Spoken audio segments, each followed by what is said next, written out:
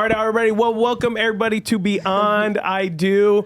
Believe it or not, we're actually re-shooting this intro because I forgot to introduce, because Will's on Beyond the Letter so much, so I messed up. I didn't introduce who we have on. So here we have Andrea Chung and Will Chung with us today, who we all know Will from Beyond the Letter and one of my good friends. And we're so honored to have his wife hang with us today.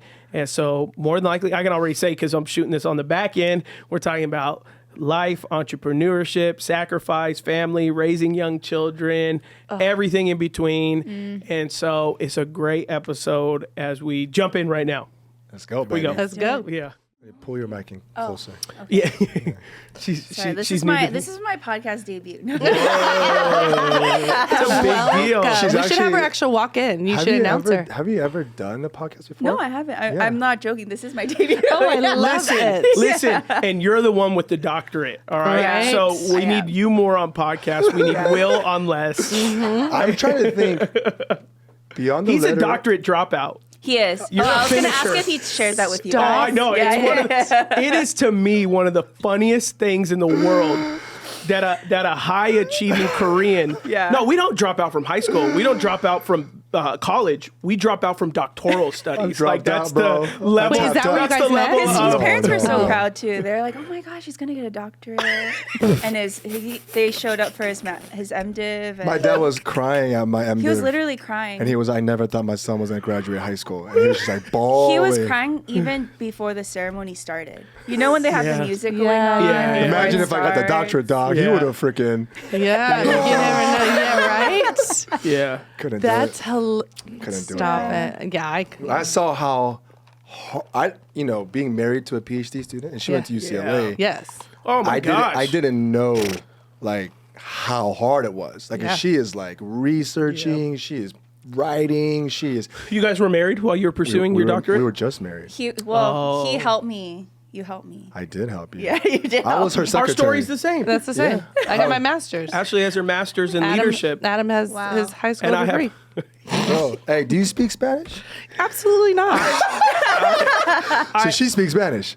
Like she preaches in Spanish. I did. Were you a missionary to a Spanish speaking, like your family? I know there's some type of missionary connection, right? My dad did a lot of missions work. He still does in Latin America. I say Latin America because it's Mexico, Bolivia, Panama, all over. That's so cool. But we actually moved to Mexico for Her 5 dissertation. months to do my field work. So I was just like her scribe, like Stop No, it. but he helped a lot because it's a very like machismo culture. Oh yeah. Oh, very. So when he came with me, it definitely drew in the boys. It validated. Yeah. It helped validate your that study. community is full of like the norteños and sureños in that area, but they're all junior high kids.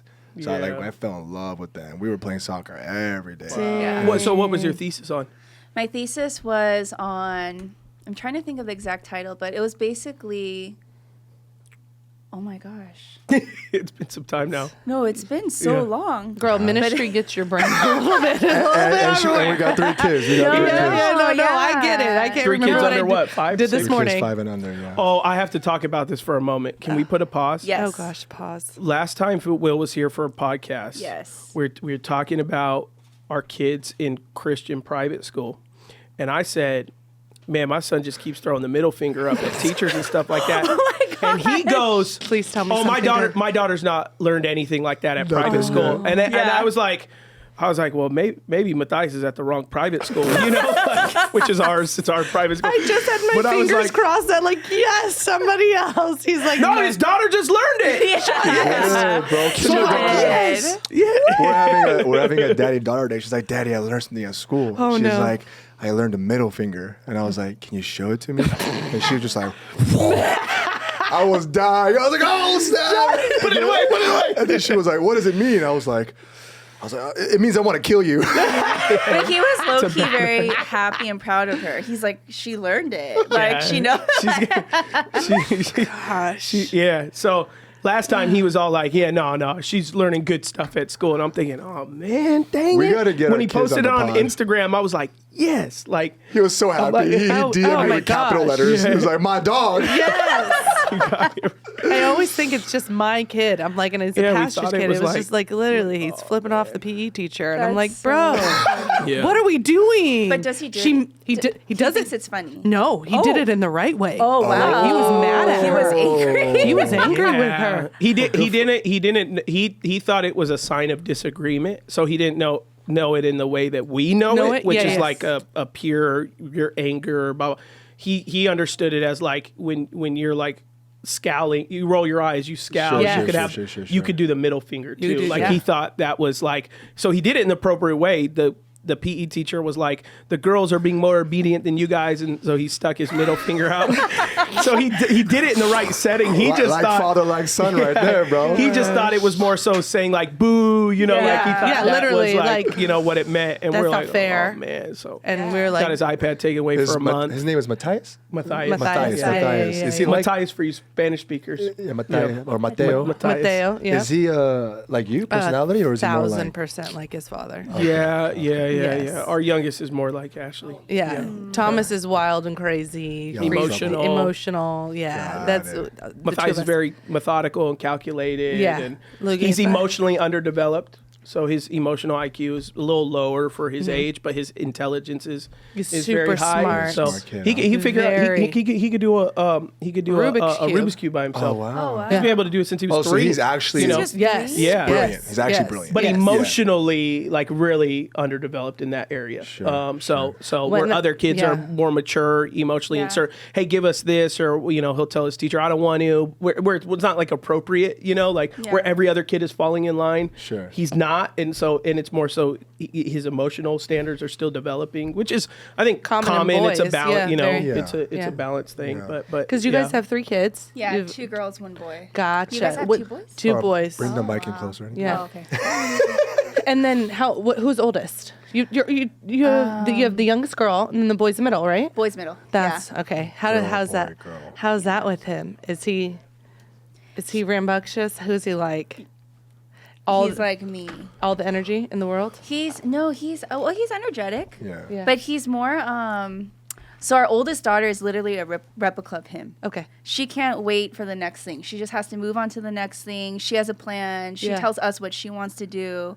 A, B, C, D. She has Gotcha. it down. And our son is more like me, where he's like, "Oh my gosh, good morning." He wakes up like, good morning. He's like, "Good morning." He's like, "Daddy, you look good." Oh, Like, Super encouraging. Yeah, Oh, I'm I kind of love it. more like the one that's like take it slow. Like Yeah. we're both kind of quick paced, but But you're just the encourager. I'm an encourager. You're nurturing. I'm aware of the dynamics that's Yeah. going on, Yeah. and he's more like, "Mommy, are you sad?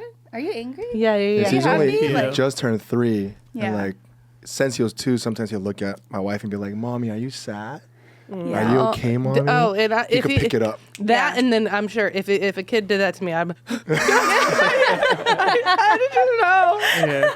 Yeah, and my daughter, like she's like, "Are you crying right now?" Like, What's wrong with you? Are you broken?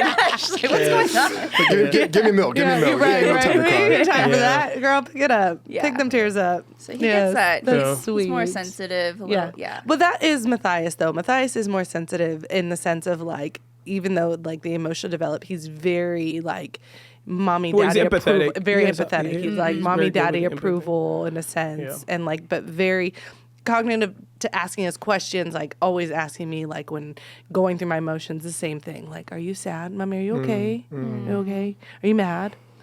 Yeah, bro. Go pick up your toys. Yeah. His thing, he just don't want her mad. Yeah, that's all he does. He knows what comes with when Right. she's mad, My God. daughter's literally like, "Are you crying?" She's like, "Daddy, Daddy, Yeah. Yeah. I mean, Yeah. what'd you do?" She was like, yeah. "Daddy, what you do to mommy?" I'm like, "Whoa!"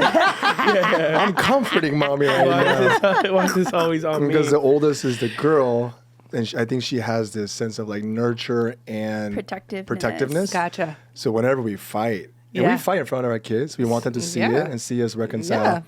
And she goes like, but she always sides with mom. Yeah. Yeah. She's like, "Daddy, what did you do to mom?" I'm like, "Whoa. Daddy, say sorry. Yeah, Yeah. Daddy, say sorry to mommy." Yeah. Yeah. That's us. The boys will always ask us or tell us. They're always on your they're side. always on my side. Yeah. And For now. for now. But Thomas, love him, but he loves his daddy. He'll come up to me and just sucker punch me and be like, you made daddy mad. I'll be like, yeah. Can you go do that to him? That's what I want to do. So funny. Yeah, our little one, my goodness, needs prayer. So with you guys being church planners and very busy lives, like how are you guys navigating household and family and everything like that with the pace of life that you're in? You know, church planners a very self-starter, entrepreneur type of lifestyle that takes a lot of sacrifice, a lot of, you know, a lot of time, a lot of energy, you know, and then you're tent making at the same time and trying to provide for the family. Like, so how have you guys, are there like any intentional things that you guys are trying to do to like make sure you're still present for the kids and still available for them? Like, what are you guys doing for that? We were just talking about that right before Yeah. you guys walked in. Yeah. I got thoughts, but you can share. No, go ahead. You can start. Mine's gonna sound too preachy. So Yeah. as he's asking me the question, my brain's formulating 3 points. Yeah. It's 3 like points, 0.1 illustration. Can I actually get Sometimes that I'm like, how did you say that like in that way? Right, Like, right. it's Yeah. like- It's God's gift. Well, just contextually, Yeah. we work together too, right? So Yeah. we both work for the church. My wife used to be an adjunct professor at UCLA. So she used to work full time for UCLA Yeah. as a prof there. Wow. But we work together, we raise the kids together, we lead the church together, like everything's together. So there's a very unique Yeah. dynamics that we have. Yeah, I think for us, I mean, I'll say one thing. I think it's really helped that we have a system of checking in with one another, and not just about church things and family things, but even emotionally. It's like, are you overwhelmed? Where's that coming from? But we have normal rhythms of checking in where we'll talk about church first, like, okay, I need to talk about these things. But there's things that happen outside of church too, like, you know, with guest speaking and travel and all of those things. So we'll cover all of our bases. Yeah. And then we'll check in emotionally, like, how are you doing emotionally? Is there anything new that I should be aware of? What's been on your mind? Yeah. You know, are you feeling, for me, he asked, like, are you feeling overwhelmed or anxious at all? And so we have normal check-ins, and it's not optional when things are falling apart, but it's really like regular. So we're just checking in, not trying to problem solve things as it's falling apart. Right. Yeah. Right. And she would say often like, I need my husband right now, because we literally work. Like she runs the church. I'm more the visionary type. She's like culture and operations. So sometimes I'm in like coworker mode. Yeah. I'm like problem solving, and she goes like, "Honey, I need my husband right now." And I'm like, "Oh shoot, all right, come Yeah. back down to earth, come back down to Yeah. earth." Yeah. And she always jokes around. She's like, "Honey, you're in Jupiter. Yeah. Like I need you to come back down to earth." Yeah. So even like those small things. But for me, talking about church planning, one thing that I think we did well, we could always do better, is we started with like our non-negotiables. Like we had to describe in word for word, like what are our non-negotiables as we get ready for church. Yeah. And then with the non-negotiables, what are our rhythms that we're going to set in place that we won't compromise? Right. And for us, that's been the game changer. Yeah. So this is crazy, bro. I was just counting because someone asked me, how many times did you preach last year? I only preached 22 times. We're a church plant. That's Yeah. crazy. Yeah, and I yeah, was yeah. like, how did I even do that? Yeah. Right? Yeah. But we had made, before we launched the church, I told her, every August we're taking a month off. Good for you. I don't care. Like Yeah. it's a non-negotiable. Every winter we're taking 3 weeks off. Every Friday we Sabbath. We go on a date. We spend the whole day together. She gets her body massage. I just relax. Love it. But like I feel like those non-negotiables have helped tremendously. And Yeah. then my temptation, I'm sure you feel this, and maybe Ash too, like I think emerging leaders, we get all these new opportunities. And sometimes new opportunities could mess up your rhythms. So having to like give ourselves grace to experiment, but always come back to the center. Right. Like always, because her greatest fear was that I'll put ministry first. And so like we've had to work through that the last 10 years, but that's kind Yeah. of like That's good. what we're doing. I got a question. Just because obviously Adam and I have had the Beyond I Do where we talking about calling and career. You had a career as the PhD working at UCLA. Yeah. You had a calling on your life to lead a church. How, as a wife, did you find yourself, and not in a negative way, because a lot of people take it, in a submissive way to your husband to say, I'm going to stop what I'm doing, and I know that we are called to this? Yeah. Because I think there's a lot of people that are on different levels or different, like you said, planets, to where I've been able to express what I did with Adam to where when I wanted to be an athletic director, but his calling, and I knew his calling was, in essence, in my eyes, and not in a negative way, like I said, greater than an athletic director. His calling to God's people, to lead, to pastor, to where I didn't want to ever interfere as a wife as well, but still have my identity and not feel like I'm just under submission of my husband and I lose who Ashley is and I lose who I am as a person. How did you guys and how did you as a wife feel comfortable and still feel you have your identity, even though you have your PhD, you have your degree? Yeah. You have this bigger mantle, in a sense, in the eyes of society right now. Oh yeah, she was making more money. Absolutely, absolutely. What does that? Almost. I was an adjunct. But very, it's very prestigious. Very prestigious. Very prestigious. Offers were on the table. Yeah. I'm curious. Yeah. To hear. You're like, it's like, it's a great question. I want to hear this. Well, there's a long story and a short story because what you're sharing is exactly what I feared even before we started dating. When we were friends, I knew he wanted to be a pastor. When we were just friends, we weren't even dating. Okay. And he was like, his personality is all out Jesus. So it's like church planting. I knew he was going to do it. There's nothing that would change his mind. I just knew in our early 20s, like ministry full time, that's what he's going to do. But I had sworn to myself I would never marry a pastor. So my biggest predicament was exactly what you're saying, especially because I had grown up in a Korean church. And to be a pastor's wife in a Korean church there's a very particular picture there. It's like, she kind of gives up, not gives up, but like really is the supporter. Like, the black church is the same. We call it First Lady, but it's a very mirrored just very behind the scenes, support, whatever husband says, your job is really to support your husband. And my mom and dad had modeled that for me. My mom is very behind the scenes. My dad's a pastor. So I had this fear of, I'm going to have to give up everything I want to support him. But he didn't grow up in church, so he's like, I don't even know what you're talking about right now. I just want you to be my wife. So when he started pursuing me, it was this dance But around. you knew what's on the other side of that. Yes. Yeah. I didn't. Yeah. So we had this whole dance where I was just like, I don't want to give up my dreams. And at that time, even at my early 20s, I knew I wanted to get my PhD. I wanted to travel and study abroad. I wanted to teach abroad. I wanted to do missions. I wanted to plant schools. So I had all these when you're in your early 20s, you think you could do anything. Yeah, you do everything. And then you have kids and you're like, what the heck just happened? I can't do anything. I can't even go to the bathroom. So here am I in my early 20s, like, I'm not going to give up these things and my aspirations and my dreams to, for this man. Yeah, to be a pastor's wife. So, but he is William Chung, and he just kept hacking and going. And then eventually I was like, I had a friend who sat me down and she's like, you guys have been like in this dance for way too long. Like, do you marry someone because of their calling or their career, or do you marry them because you love them? And when she said that, it took time, but I just realized like I could really see myself with him. So said yes. And then it's so funny because, long story short, in the past 10 years, I feel like we've done everything we've ever wanted to. Like, I've gotten my PhD. We've lived abroad. I taught abroad. We did missions together abroad. He came with me and tried to learn Spanish. And, and at 38 weeks, I walked the stage pregnant. Wow. I got my PhD. And all that to say, the reason why I say that is because when I was at UCLA, those last 2 years teaching as an adjunct, I remember thinking, like, God, I've done what I've wanted to do. I've been on the university setting, and throughout those years, I've always loved ministry. It's never been my full-time thing, but I just had a moment with God where I was like, I really trust you, and I trust William.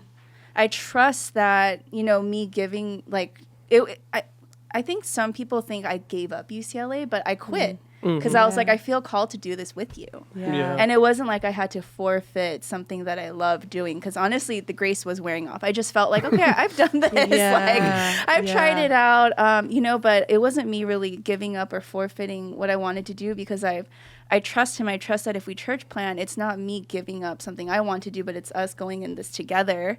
And I knew that even in church planning, he's going to support me and the vision I have or the dreams I have, and he really sees me as a co-lead and not someone that's necessarily supporting him. And so there was a lot of trust there. That's great. We have a similar thing, and we approached it a hair different, but before I met my wife, I was engaged. Some of our listeners know that I was with a girl for 4 years through college, and so we were engaged. And 1 week during a spring break, she stopped answering my phone calls, and she ignored me for 2 months until one of my brothers ran into her with her new boyfriend at Disneyland kissing in line.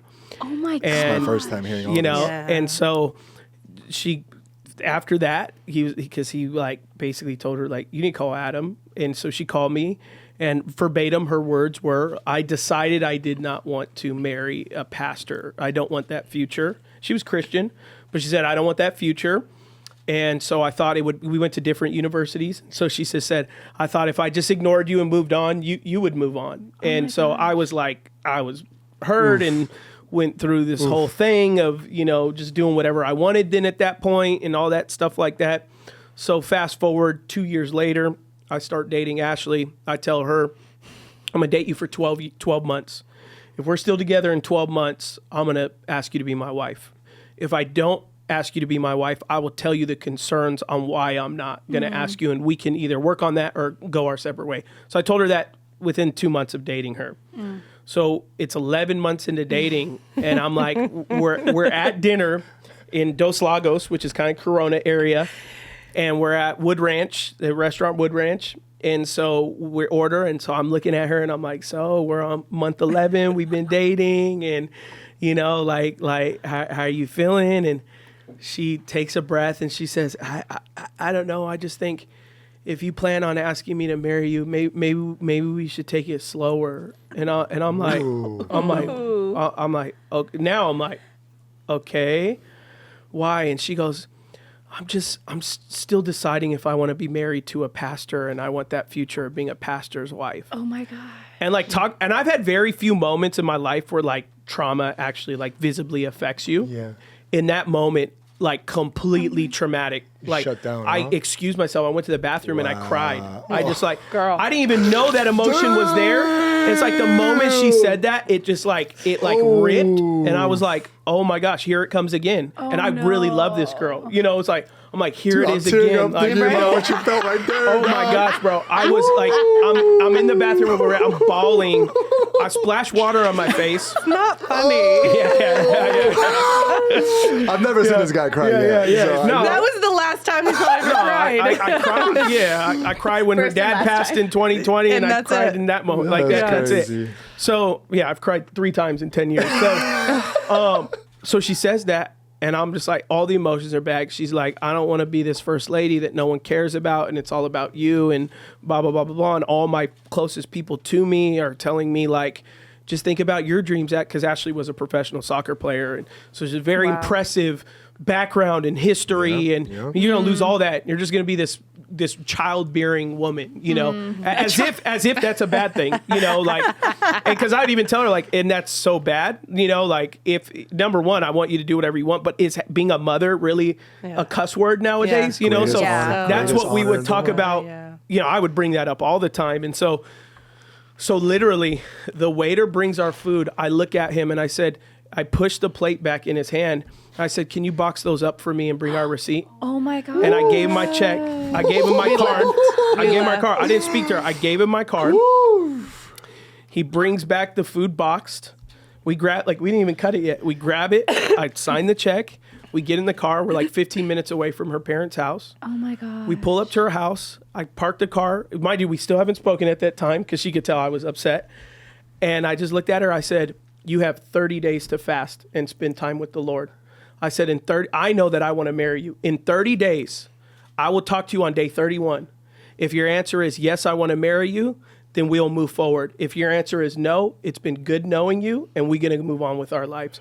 You have 30 days to spend time with the Lord and figure this out. Because I said, this is a you problem, saying to me problem. And so I said, you have 30 days to spend. You could talk to anyone in my family. You could talk to my dad. You could talk to my mom. If you need clarity on what this future could look like, your resource, you can call. I'm not telling you to not talk to anyone that we've had life with. We're not broken up, but we're doing 30 days apart. You spend time with the Lord. I'm going to spend time with the Lord. Day 31, I just want to hear a yes or a no. Day 14, she texts me and says, I miss you. This is so hard to do. And I'm in Miami with Rich Wilkerson Jr. At his conference with them and stuff like that. And she's day 14. She said, "This is hard. I miss you. I can't do this." And I said, I literally girl, said, don't say all because he would mean. and I text back and I said, "Take it to God, not to me." Yes. And that was the only text. Okay, I said all too fast. He was not very kind. I said, "Take it," because she wasn't decided. Yeah. She was just saying she missed me, which that's so cute. But I'm not. 8 years. wow. Going 9 years. nine. Going 9. It'll be years. 9 this year. Nine this year. It'll be 9 this year too. Yeah. When nice. do you guys get married? April. Oh, nice. You guys are coming up. Yeah. Oh, awesome. Ours is October. October. Yeah. But 10 years dating. So then Yeah. we married. So then literally day 31, she called me and said, I want to be your wife. I said, okay, well, Yeah. I'll be proposing to you soon. Yeah. And so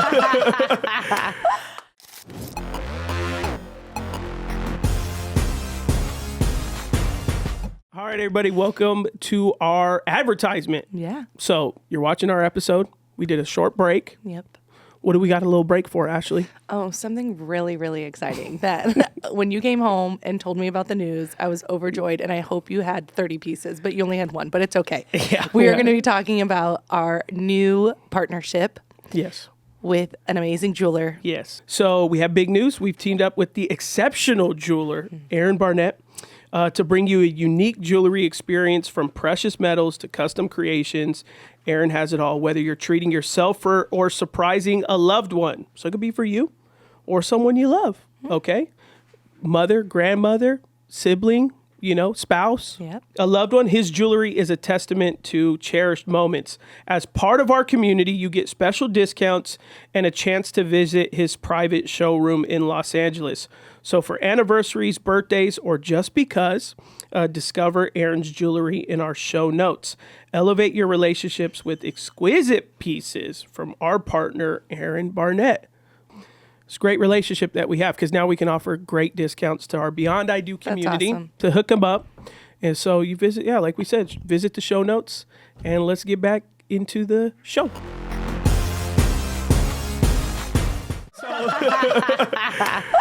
Wait, so how did you Well, because this is the thing, it's the same thing that you had said. It's when you meet the person that God has for you, you're willing to adjust to what God has for you. Because along with me adjusting to what he had for me and Adam's adjusting what God has for Adam to lead me. Yeah. So unless you're not 100% with who God has for you in a relationship as the man of God, as in leading, as in providing, as in nurturing, as in caring, as he was to me in the dating process, what I've seen in him that I didn't see in past relationships, I said, I'm going to be okay as a pastor's wife because at the end of the day, that's not my title. That's right. Yes. Yeah. We're together. That's Yeah. right. And so for the two of us, it had nothing to do with this church. It doesn't. My marriage has nothing to do with this church. My marriage has everything to do with Adam and I, like you said. Yeah. So it has nothing to do, the church can be gone tomorrow, but Yeah. Adam and I are still here. Yeah. Yeah. So that was something that I had to really reflect and God had to view and basically tell me, which I've said before, and I didn't really get it until a couple years. He said, not only, Ashley, is this the man of God that I have for you, but I want you to understand, just because you're not on a soccer field, I've changed your field. Yeah. Just because it Wow. doesn't look like a pitch to you, a soccer pitch, this is your pitch. The church is your pitch. So how are you going to coach? How are you going to lead? How are you going to provide for the church and be within the ministry as a coach? I always say that I'm the Scottie Pippen to his Michael Jordan. I'm willing to give you. Michael Jordan's not going to do shots unless he gets an assist, unless I'm passing the ball. So Michael Jordan's not going to get that shot off unless I'm giving it to him. So that was something that God had told me, basically, like, this has nothing to do with what you think in your head or what everyone else is telling you, because everyone else's narrative is different than yours. And what I have for you is what I have for you. So worry about what I have for you, because even if you go and talk to people, even if you go and talk to my father-in-law or my sister-in-law, which I did, God's like, why are you talking to them? Their story is not your story. Yeah. So understand what I have for you is for you. So that was what my 30 days looked like, of like, God, you got me. And if I trust you, if I trust him, I trust you. Yeah. If I don't trust him, I don't trust God. Right, So right. he's not for me. Yeah. So it's been blissful. Magic. Yeah, I mean, it's a crazy journey, right? Yeah, 'Cause yeah. we're still young, right? We're in Yeah, our 30s, yeah. but, you know, I started pursuing her. I told her I liked her when I was 18, and she rejected me until we were 21. Oh, Dang. okay. Just stiff-faced You me. playing hard to get. Why in did that you long reject? game. Was it because did you think he thought he was too cool? I mean, he looks like Well- he's too cool.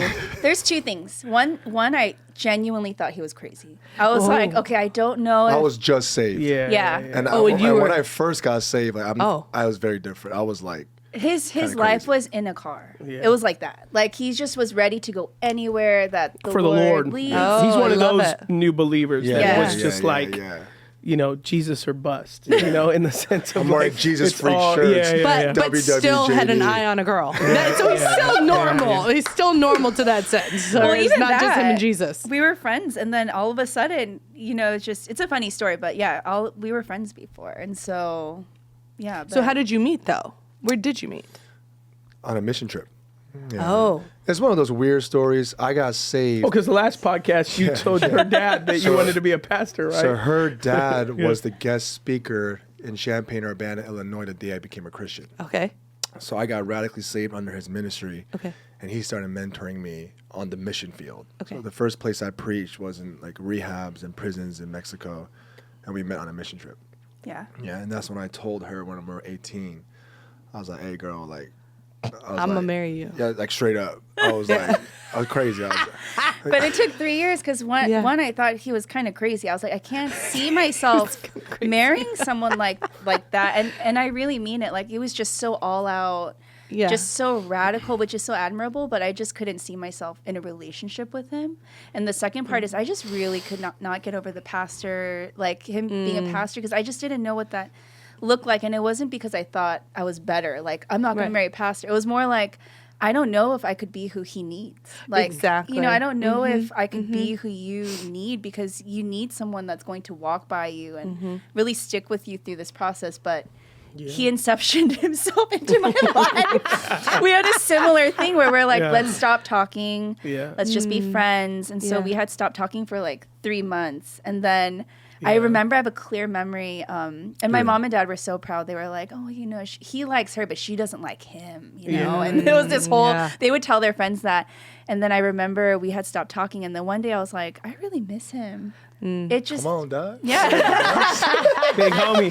Big homie. I was like, something's missing. I miss like our conversations, our laughs. Yeah. We had so much compatibility just in our friendship. Yeah. And then I was like, oh, and I texted him and I was like, okay, I think we're supposed to be together. Yeah. Yeah. And then I told my parents, and my mom and dad were like, okay. I guess we got to stop telling our friends. I could not, over the past decade, like mentoring and discipling young people in relationships, I could not recommend a period of silence more. Like if someone boiled down the success of our relationship and was like, if you could name one pivotal time that has brought your relationship to where it's at today, I would say it was that 30-day. Yeah. Because it wasn't a 30-day break where we went and explored other people. It was 30 days of searching God for clarity for Yeah. what's next.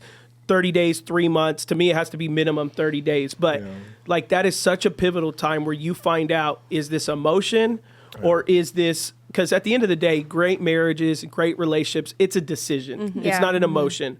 So even people, I've talked to people before and they're like, it's almost like you strip the romanticism away. Like you told Ashley 30 days, she came back, she said, yes, you said, prepare to be proposed to. Like, where's the Disney romance? And I'm like, well, get married and you will find out.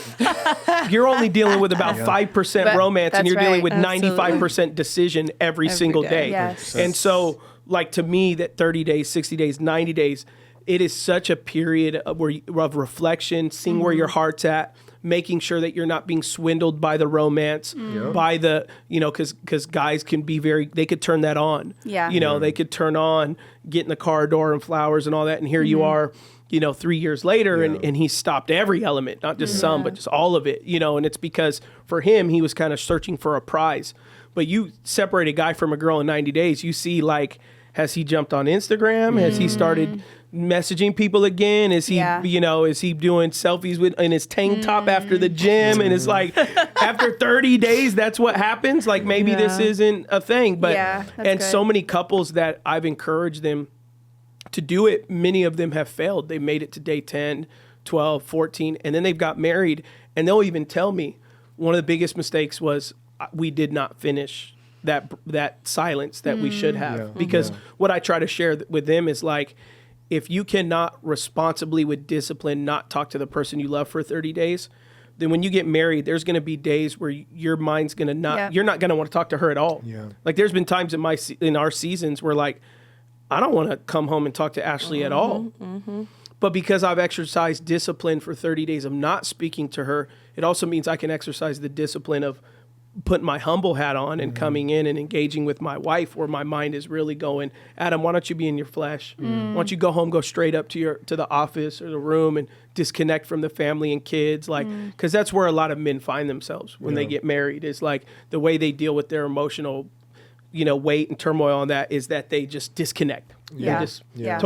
So for me, practicing a discipline in dating of disconnect will help you, encourage you to have a discipline of reconnecting when you feel disconnected. Because it takes work. And one of the things that was unique to our dynamics was we were long distance when we first got together, because she was in NorCal for school. So for a full 6 months, we were long distance. And then I realized because we were long distance, it accelerated our emotional friendship versus our physical intimacy. Yeah. Because when you're separated physically for some time, it accelerates the other components of our relationship. Because a lot of times when you do the silence period, because you're romantically disengaged, you start thinking about things that aren't so much superficial. Right. It's no longer infatuation, but now it's like, this is a good dude. This girl is incredible. And it's not the emotional flair, but it's like, I could see my life with this person. Right? It was or it's the flip side, and you're like, you know what? He doesn't know how to talk to his mom. Now you start seeing with clarity, or vice versa with her. It's like, if it's a girl, like, you know what? She treats a lot of people poorly. That might be a red flag. Now that we're not in the backseat making out, now I'm sitting here by myself, like, actually, I'm thinking about, I don't know that. Start seeing with clarity. One thing I like to tell people, because, we're pastoring a lot of young people. I got this from an author. His name is Ben something. I forget. But his book has 4 things. He says, like, singleness is for devotion. I hope everyone is single as me. So when you're single, you're devoted to Christ. Dating is for evaluation. You're evaluating, is this someone I could be with? And the engagement is a season of, like, union. You're going towards one. But I love, he says, marriage is about mission. It's about mission. And that's what people don't think about when they get married. They're just emotionally involved, romantically. Got the black remarks right now. she got that. She about to bring out a towel. But it's like, one thing I realize is during that season of evaluation or union is like, can I see my life on mission with this person? Like, our money is going to be used for God's glory. Our kids, we're going to raise them on mission. Our careers are going to be sanctified for God's glory. And oftentimes I think as believers, they just think, I just married someone I like, I'm attracted to. But you got to be thinking, if I love God, is this someone that I could build God's kingdom with together for the rest of my life, whatever that looks like? So I always ask people, like, hey, it's cool that you're attracted to them, but that time away, that tension, you got to say, like, is this person godly? Like, is this person like Christ? Is this person going to bring me closer to Christ? Or is this person going to just take this all out? And it's asking those questions. It's like processing, like, I've talked with couples before, and is like, name me some things that as you're dating them, what are some things that bother you, about them? And a girl may say, well, I'm always planning the day. I'm always coming up with ideas to do stuff. He's always just like, yeah, it's fine. We had someone, the very first podcast we did, it was a girl who's like, I'm engaged to this guy. I love him. He's the nicest, kindest, most incredible guy, but he does not try anything in the relationship. It's just me. And he's always game, but it's always, hey, you want to do this? Yes. You want to do this? So then I always ask people in the dating phase, so let's assume, which is probably going to be highly likely, he's never going to change. Like, are you okay with that? Are you okay with he's not going to engage your children and lead your kids? Are you okay with he's just, as long as you're working and you're proposing the thoughts, we should go to Disneyland, or you should take our daughter out on a daddy-daughter date. I mean, he may say, yeah, but at some point you're going to be kind of, if it's bothering you now in dating, can you force multiply that times 10? Are you going to be okay with that? Because right now you're like infatuated in love with this person. Let's talk about a day that you have to choose to love them because your chemicals in your head and everything else is not telling you to love that person. So now it's a choice. It's not just a physical pheromone thing.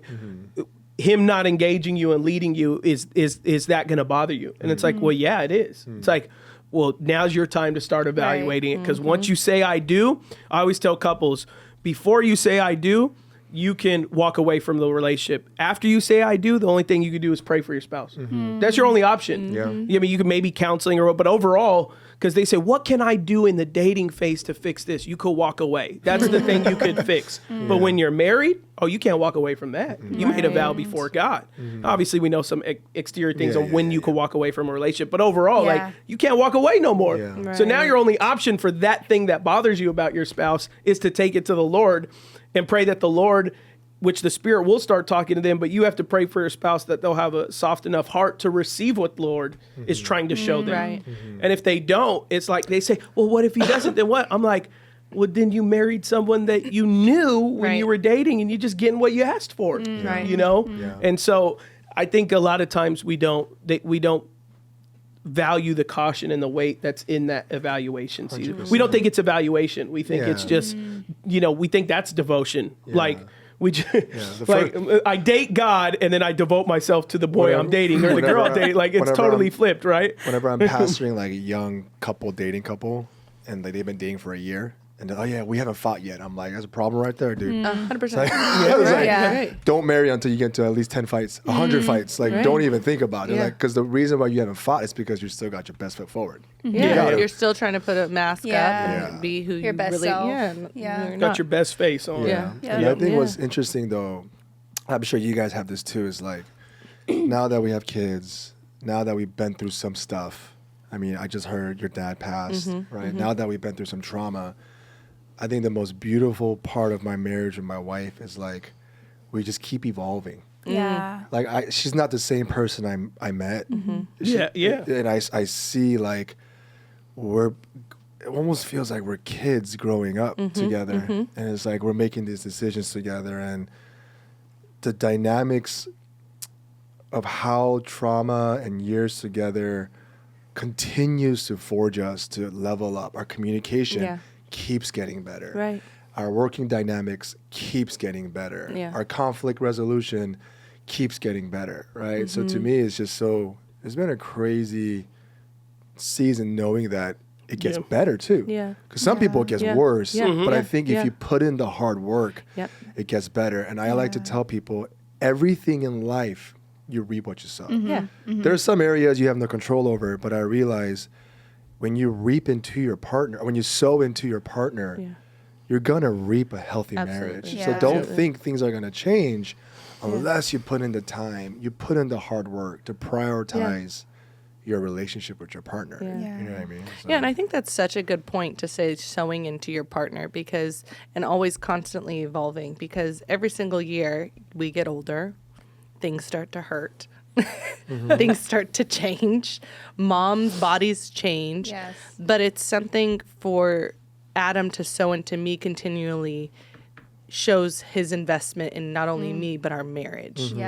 And so I think that is such a good point, that it's work and it's a mission. And I don't think when people are saying they're having struggles or there's strife, because you didn't practice first. There's practice in the conversations that need to be had. Then when the game starts, you have the game plan, and then you win at the end. So I think a lot of people genuinely don't understand, like, going in and out of your day, although you may have a routine, there has to be some intermix of the conversations that you're having between your spouse. Because I'm sure what you said at the beginning, what's so touching, is you're always checking in. Yeah. And if you go home and it's like, I'm going home, or after this, I'm going to go home, I'm going to cook dinner, I'm going to get the boys ready for bed, then I'm going to go to bed, and then we're going to start the whole day over again. It's like a movie, or like you're stuck in a time lapse of the same thing, the same day happening over and over again. People need to stop living like that.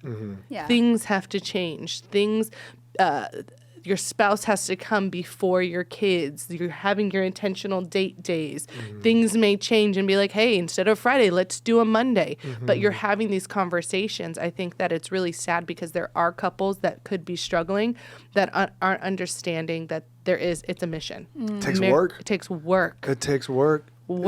Daily work. Oh yeah, And and for a lot of men who are builders and they like, the curse is we work with our hands, we sweat with our brow, and so a lot of men will give themselves to work, give themselves to a mission, a dream, to build something, and like a lot. And Jermaine said it before in our podcast, but like a lot of the young men that I marry, right before their wedding day, one of the talks I have with them as their pastor is I say, Lord willing, you're going to accomplish a lot in your life as you becoming a husband and a father and everything like that. Lord willing, you accomplish a lot. You may get that dream career. You may one day have a nice watch that you wear, and you have a great car parked in the driveway and a beautiful home. I think that's what every man kind of conceptually in their head goes, man, that's what I want to give my family or do. But I tell them, but however and whenever you get to that point, if when you leave the room, and your wife and your kids have nothing good to say about you, to me, you are nothing. Yeah. You have accomplished nothing. Yeah, absolutely. Not that I matter to you, but I want you to reflect on the fact that your greatest accomplishment in life is when you are not in the room, what do your children and what does your spouse say about you? Absolutely. That will show you whether you succeed in this life. Because guess what happens? When you die, and we're pastors, we do funerals all the time. When you die, the house doesn't get to talk at your eulogy. The car doesn't get a mic to talk about your eulogy. Oh, we had great times going down the I-5 with the windows down. It was so much fun. It was your children and your spouse speak for you. Yeah. So either they could speak from their heart or they can speak out of a place of BS. Because people either way, a lot of times feel it's a funeral. I'll look at the nice side, but they feel like it's a I've sat with children before where they say, man, we've spent weeks trying to think of what we could say about our mom or dad. It just, I tell them that you don't want to be at that place. So I always encourage, especially the young men, who are very aspirational, like that's great, but the hardest work you're ever going to do is the work you put in that household. For sure. And it's going to probably be in your head the least rewarding. Because we're looking for big macro fruit. I want to be able to put 40 hours out there and then see a bonus at the end of the year. That's what's going to tell me, when Papa Bezos gives me that extra 10 grand, There's I heard a quote where it said, the godliness of a husband can be seen on the countenance of his wife's face. You want to know how godly a man is? Look at his wife's face. And if you see her face shining and glowing, that's a man like Christ. If her face is frowning and distraught and discouraged, that's not a man of God. Right. Yeah. And so for me, and I fail every day. I ain't trying to front, but I think one thing I've had to learn more recently is I have to pull it out of her too, though. Because we're learning that my wife, because her type is, she's more of the supportive type. She doesn't want to deter me from what I'm doing.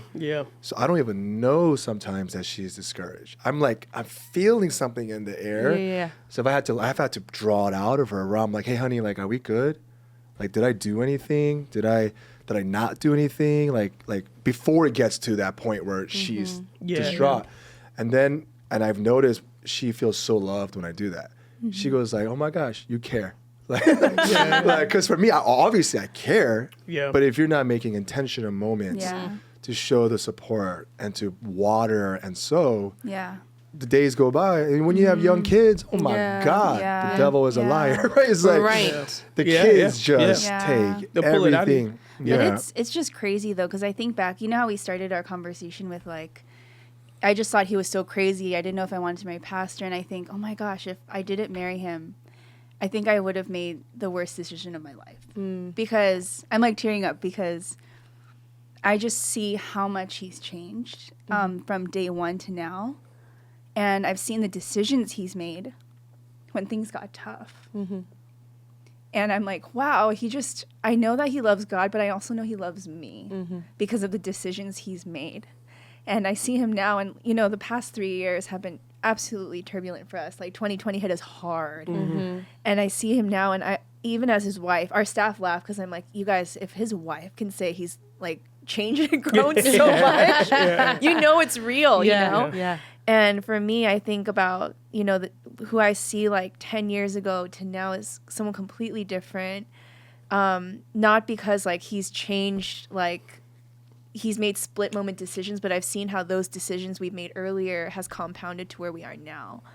And I think a commitment to marriage is a commitment to growth. Like we've both grown in so much self-awareness. When he married me, he wasn't just marrying me in my 20s. He was marrying like my inner child that needed help. He was marrying me. I needed healing. I needed a lot of attention. And it's come out so much over this decade. But even when he said he has to draw things out of me, that's a lot of my childhood is like, I had a hard time speaking up for my needs. I had a hard time voicing the things that I needed emotionally. And, you know, so it's so amazing to see, like, he's been such a big part of my healing journey. Not just, like, in the things we do, but in who I am right now. Like, me being more whole, me being more aware of myself. And so I think we've grown so much in self-awareness. And even his self-awareness, he always says, I didn't know my tone was that strong. I grew up on the streets, you know? She's like, you're raising your voice. I'm like, I'm passionate. I'm not angry. I'm just, I'm like, fight me. I'm like, I want to. Let me know you feel. She's like, no, like, that's not how I go. And then I've had to reinvent myself. Like, oh, shoot, like, I can't use the excuse, this is just me. Right? It's like, you can't use that excuse when you're married to somebody. It's like, a part of me is like, okay, this is me, but if being me comes at the cost of your emotional pain, I got to figure this out. Because for me, because people know me as Pastor Will. But people don't know Will. I know 2 a.m. around the campfire, Will. So then I realized early on, I'm like, this is just me. And she's like, okay, but if me is this, we can't do this. So I'm like, okay, I love this woman, but I got some issues I got to deal with. And it's the hard work. I love what you said. I never heard you say that. A commitment to marriage is a commitment to grow. If you ain't trying to grow, don't even think about dating anybody. If you're not trying to change, don't even. And if you want that person to remain who you fell in love with in 2011, then they're not going to be that person. You know, like there are new sacrifices. You know that happen all the time. There's new interest. Like, you know, when I picked up golf, all of a sudden on my days off, it was 4 or 5 hours in the morning. If Ashley was like, this isn't what I signed up for when you were married, for you to be gone 5 hours in the morning, it'd be like, oh, okay, so let me just go back to, you know, just movie theater Adam when you're not even around. You know, it's like, but that's when we talk with couples, a lot of times it's like, this isn't who I married. And they're not talking about a bad thing, like a character trait. They're just talking about a change of interest, change of care, or we used to like to do this together, but now we don't. He's not interested anymore. She's not interested. It's like, well, they're growing, they're changing, you know, they're totally different people, totally different new interests. Children add new levels of weights that you try to find ways that now you can enjoy with different types of limited time. There's just different reasons for everything. And so if you're looking at that person at the altar and you're going, you better stay the same for the next 20 years, like it's probably not going to happen, you know? So you got to be ready to navigate when those moments happen, you know? But like even in that statement of just even saying like, this is just who I am. I'm sure on the reflection side of things, because we've heard many of couples have said like, I don't know what she wants me to change. She married me. This is who I've been from the beginning. It's like, you're a very selfish person. Because if you're saying this is who I am, and you're sitting across the person that you say you love, and I'm not willing to do anything to change that. You said, don't date. You shouldn't have been in a relationship. You shouldn't be. I heard someone say, like, you know, when we get married, when we walk down the aisle, the music is like this beautiful song. They're like, the music should be like a war song. It should be like a procession to your death. Saving Private Ryan. It's like, guns going off. It's like, yo, it's gonna be love, but without a death, without a cross, without self-denial for the sake of this person's, that's the gospel, right? Yeah. The gospel is I put Christ first because he put me first. Yeah. And that's the only way it works. Yeah.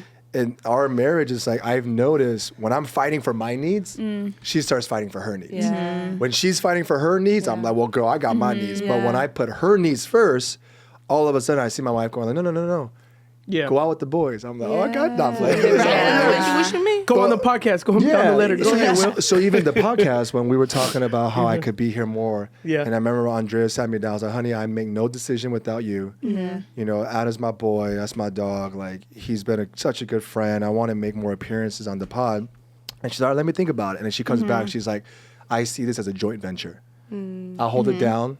I'll be at home. Yeah. You go do your thing. But this is a joint venture. This is a decision we're doing together. Yeah. Even though I'm That's dope. coming out here. Yeah. So it's like Yeah. just continual conversation Yeah. and Yeah. knowing So that good. And just growing. Yeah. And I think even, when I said I think a commitment to marriage is a commitment to growth. I feel like nowadays when people hear growth, they're like, oh, that sounds good. Yeah. Like that sounds kind of sexy, right? Like we're gonna Yeah. grow Yeah, together. we're growing together.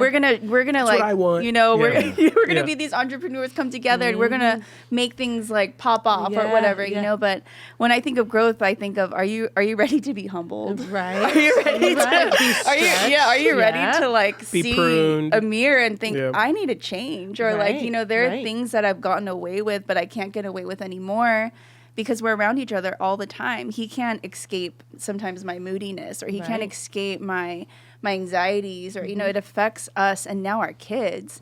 And so like when I think of growth in marriage, it's like it's the hardest thing but the most rewarding thing. Truly. Because I feel like we've reaped so much from our willingness to humble ourselves and our willingness to be Yeah. able to confront the things that even your friends maybe don't want to call out in you, right? Oh, And he has no yes. problem calling me out. Like, Yeah. Yeah. It's been such a growth, I think, is Absolutely. can sound like an easy thing, but it's one of the hardest things. in Oh, life. most Yeah. definitely. I was Yeah. telling Adam the other day, we were driving home from Carlsbad, and I go, the Lord gave me a word, and the word is patience.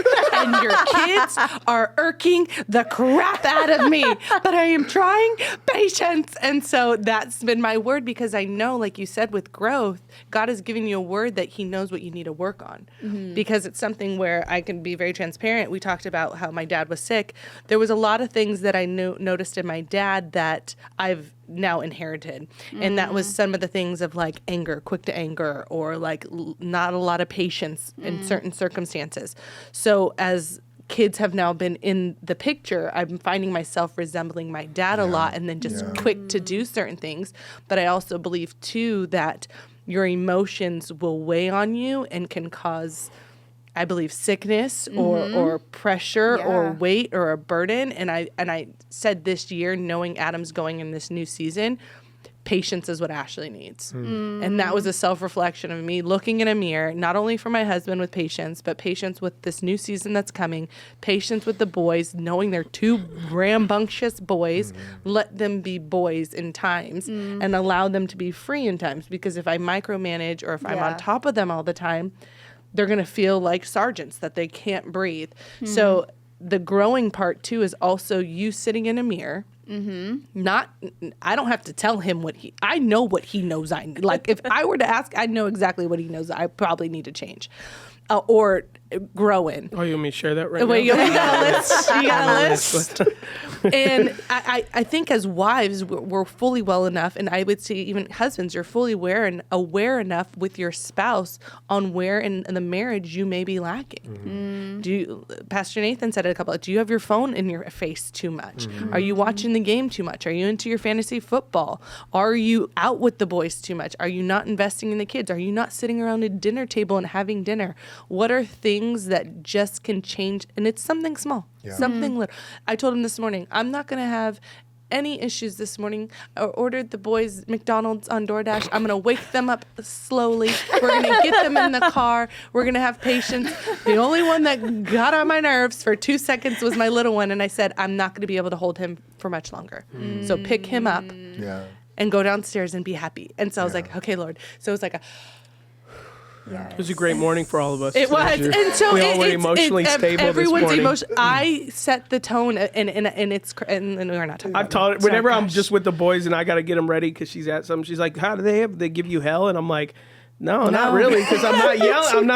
I'm not yelling at them. Moms and dads are different too. Yeah, they're a little different Yeah. too, but also how she emotionally deals is very different than me. Which my kids work to my benefit. When they're on my nerves, I just get quieter. He gets quieter. You know, so Yeah. Oh, it interesting. doesn't really Yes. provoke Okay. them. But her, she elevates that. Yes. She wrestles stuff around really fast, so Yes. it becomes a very chaotic environment very fast. And so then as children, they just match that Oh energy. yeah, my you kids know? are like, They're "You want to go? I'll Yeah. go." Yeah. Yeah. Did you ever see that viral? It's a reel where it says it's like a video of like a millennial mom like raising her young kids, and Yeah. it says POV millennial parents raising their kids, parenting their kids, reparenting themselves, and parenting their parents.